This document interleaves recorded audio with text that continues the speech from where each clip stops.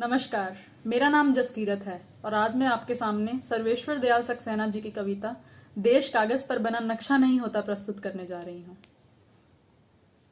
यदि तुम्हारे घर के एक कमरे में आग लगी हो तो क्या तुम दूसरे कमरे में सो सकते हो? यदि तुम्हारे घर के एक कमरे में लाशें सड़ रही हो तो क्या तुम दूसरे कमरे में प्रार्थना कर सकते हो? यदि हाँ, तो मुझे तुमसे कुछ नहीं कहना। देश कागज पर बना नक्शा नहीं होता कि एक हिस्से के फट जाने पर बाकी हिस्से साबुत बने रहें और नदियां, पर्वत, शहर, गांव वैसे ही अपनी अपनी जगह दिखें, अनमने रहें। यदि तुम यह नहीं मानते तो मुझे तुम्हारे साथ नहीं रहना। इस दुनिया में आदमी की जान से बड़ा कुछ भी नहीं है, न ईश्वर, न ज्ञान, न चुनाव।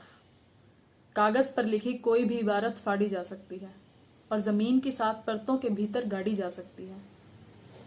जो विवेक खड़ा हो लाशों को टेक वो अंधा है, जो शासन चल रहा हो बंदूक की नली से हत्यारों का धंधा है।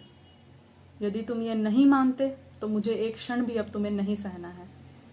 याद रखो, एक बच्चे की हत्या, एक औरत की मौत, एक आदमी का गोलियों से चिथड़ा तन किसी शासन का ही नहीं, संपूर्ण राष्ट्र का है पतन।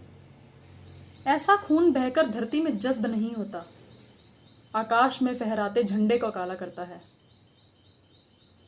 जिस धरती पर फौजी बूटों के निशान हों और उन पर लाशें गिर रही हों, यदि वो धरती तुम्हारे खून में आग बनकर नहीं दौड़ती तो समझ लो तुम बंजर हो गए हो।